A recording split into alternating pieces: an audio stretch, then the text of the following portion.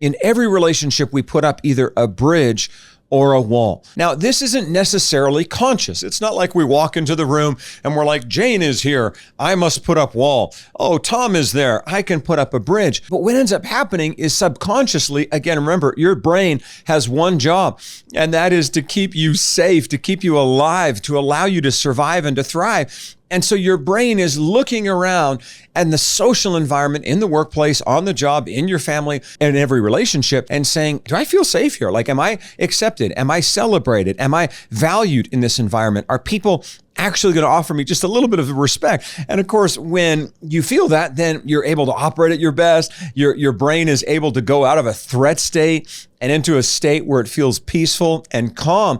But when you don't feel that, what ends up happening is you immediately would put up a wall. You see, now what's the purpose of a wall?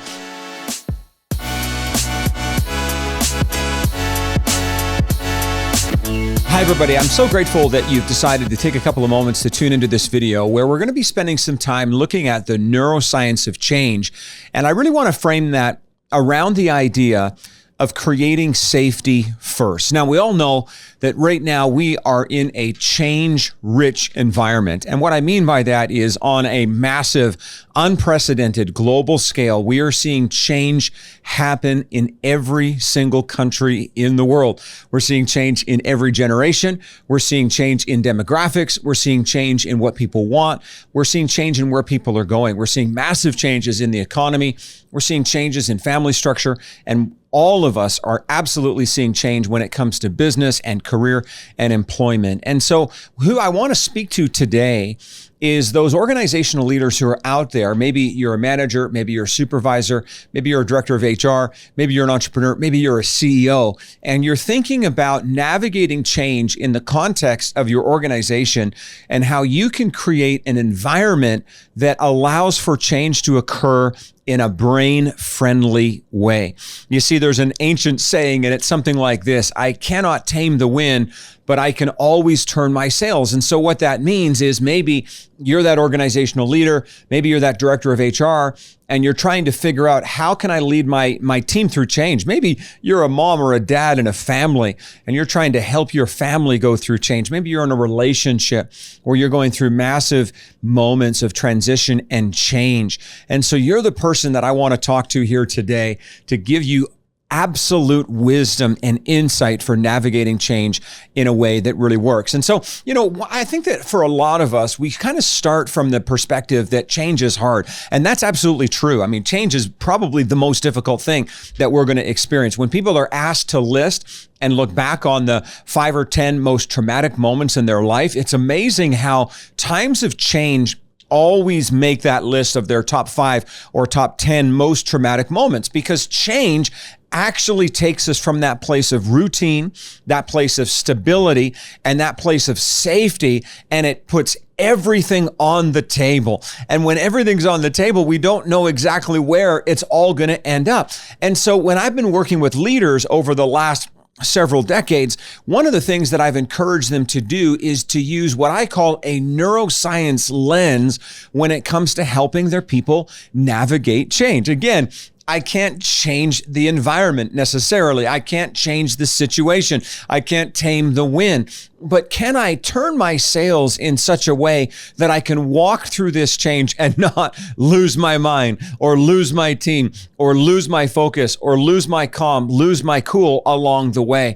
And one of the greatest insights I think that leaders are experiencing here today is to understand working with their people by understanding how the brain works. You see, if I can understand how the human brain works and then align to how the human brain works, then as a leader, what I'm going to be doing is cooperating with neuroscience rather than fighting against neuroscience. If we can understand how the brain works, then we can utilize that knowledge by operating more effectively in our interpersonal relationships, in our teams, and in our leadership when change occurs. You see, neuroscience allows a leader or a team member to better understand how the brain works That way we're working with physiology and psychology as opposed to against it. When we leverage neuroscience and brain science and increase our understanding of the brain, then what ends up happening is we support our team through that change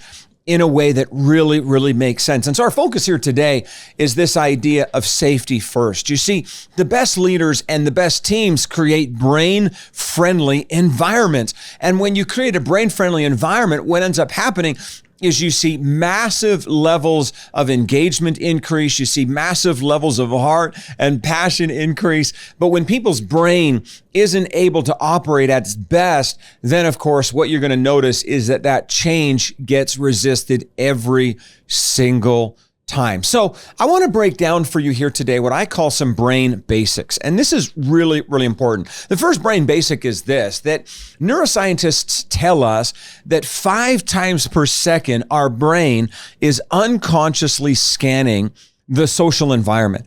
And this is really, really important because today's workplace is a social environment, whether we like it or not. In other words, every one of us in today's workplace, whether we're working in person or we're working remotely, maybe your team is on the other side of the planet, but it doesn't really matter because every work team, even in business, has a pecking order. Even in a nonprofit, they have a social structure and hierarchy that defines how each of the team members operate. And so one of the things I wasn't aware of as a leader when I was younger is that actually people's brain is working all the time and it's scanning the environment. And the social environment is actually what it's scanning, and it's asking itself this question: am I safe here? Am I accepted here? Am I at risk of being excluded here? Am I going to be promoted or am I going to be demoted here? How is my social status? How do I fit into the hierarchy? How am I being treated? And when people actually feel like they have safety at a brain level, I'll tell you what, they perform at their best. It's amazing the kind of performance that happens when somebody feels safe. We actually call this psychological safety. But when somebody doesn't feel safe, you know as well as I do, we end up seeing the 3 F's: fight, flight, or freeze. In other words, people get in this place where it's always flight. In other words, I'm out of here. Or they freeze. In other words, they're not operating at their best, and their creativity, their innovation, all of their ability is literally trapped because they don't feel safe. Or what do? They fight and they go to war. And so this is really important to understand. The other thing that's really important to understand as a brain basic is that in every relationship, I mean, you test me on this and you'll see this is true. In every relationship, we put up either a bridge or a wall. In every relationship, we put up a bridge or a wall. Now, this isn't necessarily conscious. It's not like we walk into the room and we're like, Jane is here, I must put up wall. Oh, Tom is there, I can put up a bridge.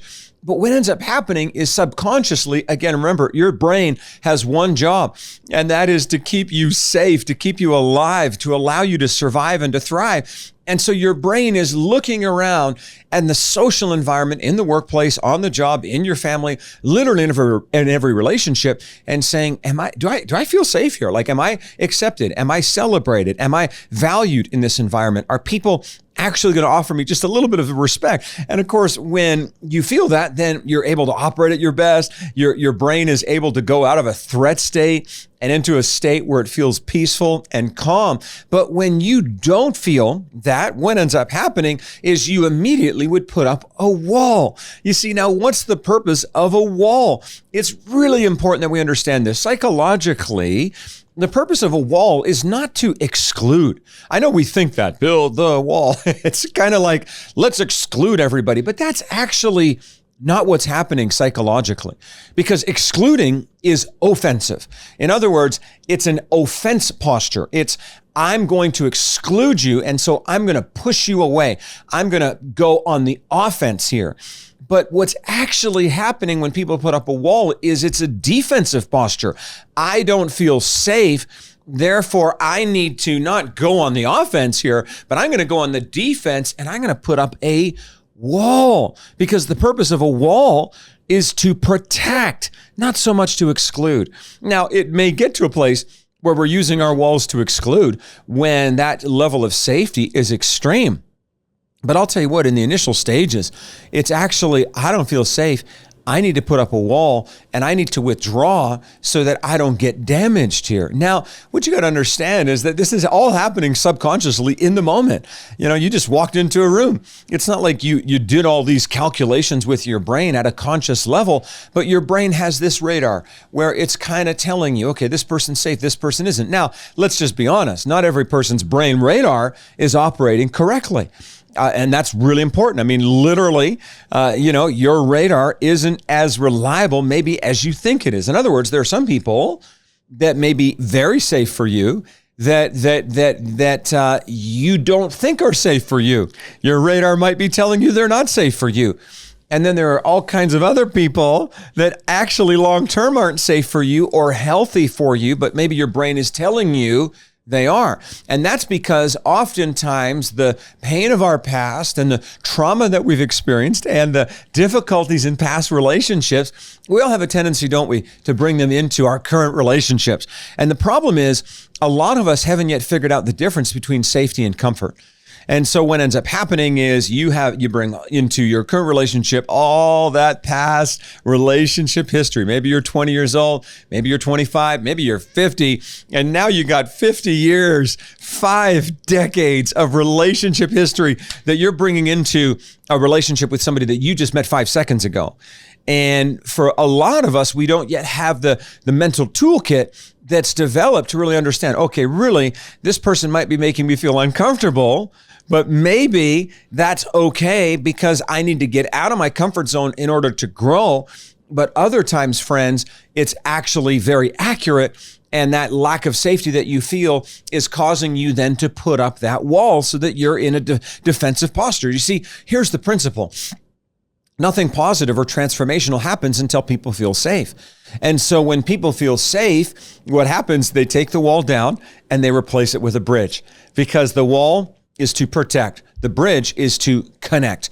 And I'll tell you what, as a leader, and let's circle all of this back now to a team lead, to an executive, to a manager, maybe to a CEO, maybe to an entrepreneur. You're running your ice cream stand, or maybe you're just launched your HVAC company. You're trying to get a group of guys and gals together to go out there and repair air conditioners and all of that kind of a thing. But what you got to understand is that the most important thing that team needs is safety.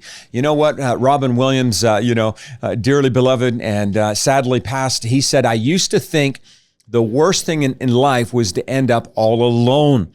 And then he said, it's not that. He said, the worst thing in life is to end up with people who make you feel alone. You see, and there's a big difference, right? When I don't feel safe, what ends up happening is I might not be alone, but I can be extremely lonely because the people around me don't allow me to feel safe. And so this is really, really important. When you think about social connections, you might be listening to this saying, well, listen, I'm just trying to run my HVAC company. I'm just trying to get my nonprofit off the ground. I'm just trying to, do this software company or whatever you might be doing. What does all of this safety stuff has to do with my company and my business? It has everything to do with it, because we are social creatures as people. And the safer we feel, the more productive and high performance we are. When we don't have that sense of safety, and when we're walking around the workplace and the job site with all kinds of walls, it's literally impossible for us to perform at our best. And why is that? Well, I think you know it as well as I do. We're not designed to flourish alone. I'll tell you what, there's a social component to thriving. If I want to thrive, it's not a solo project. It's not something that I do all by myself. I'll tell you what, your future is literally about your friends. The dream always requires a team. Your potential is always about your partners. And so what does that mean? That means as a boss, as a leader, as an executive, I have to create a brain-friendly environment of safety. And I'll tell you what, if you dispute this, if you debate this, if you're like, well, I don't know. Listen, the longest running study that was ever done in human history of mental health, it's called the Harvard Study of Adult Development. They determined this one thing. I mean, they determined a few other things as well. But one thing that's really relevant to our conversation here today, they determined that mental health is social. It's something that we create in community. It doesn't really matter to a large degree all of the inputs that you've had, maybe in your early childhood, so long as you have safe relationships and safe connection. We heal in community. We thrive in community. We excel in community. We flourish in community. And so as again, boss, CEO, executive, team lead, I want to create safety for my team. I want to equip them to operate at their best. And so how do I do that? Well, that's what we're going to be looking at in our series of videos over the next several weeks here and the next several days. But let me just say a couple of things. The first that you got to understand is that belonging brings better. Okay? Belonging brings better. Now, what does that mean? Better what? Better performance, better profit, better productivity, but better everything. When you have a group of people who operate in a place where they're creating belonging, I'll tell you what, that brings better in every single area. And so the takeaway for you today as a leader is not so much, how can I, create clearer targets? How can I, make sure that people are filling out their Excel spreadsheets properly? All of that's important. But understand this, without that sense of belonging, without that sense of safety, no one on your team is going to be able to perform at their best. And so I just want to thank you for taking a couple of moments to watch this video here today. Listen, the call to action for you today, if you're a leader, is to get around safe community yourself. You can't create something that you haven't yet experienced. And so maybe for you as a leader, it's finding a tribe. It's finding a safe community of other leaders who can help model that for you, who can help you build that safety so that you actually know what it looks like. I can't create something that I've never experienced. And, I know when I came into leadership many, many years ago, I had never experienced safety myself. And so it was very difficult for me to create safety for others because I hadn't really experienced it. And I had to take some time and find a healthy community of people to help me do that. But the other call to action, I think, for you as a leader is that if you are a leader in the workplace, if you are a leader in the business, if you are a leader in the nonprofit, I'm talking to executive directors, heck, I'm talking to pastors and imams and faith leaders and all of you, your number one job, I think, is to create that healthy environment of safety in the workplace. And listen, if you're interested in having a conversation with us about how to do that, we would love to connect with you. I'll tell you, all we do in our job is create safety in workplaces and help them to build that. And so there's information below. We would love to connect with you. Please do reach out so that we can hop on a discovery call and partner with you and see how we might help you create safety in your environment. Because as a leader, it shouldn't be on you to do all of that alone. But in the meantime, I'll tell you what, let's drill in, let's dive in, and let's keep the learning going. Thanks so much for tuning in. Hey, would you give this video a like, and would you maybe share it or give us a real positive comment below? It sure does help us with those YouTube algorithms, and it will make a difference, maybe not just for you, but for someone else. And so thank you for tuning in, and we'll see you in our next video.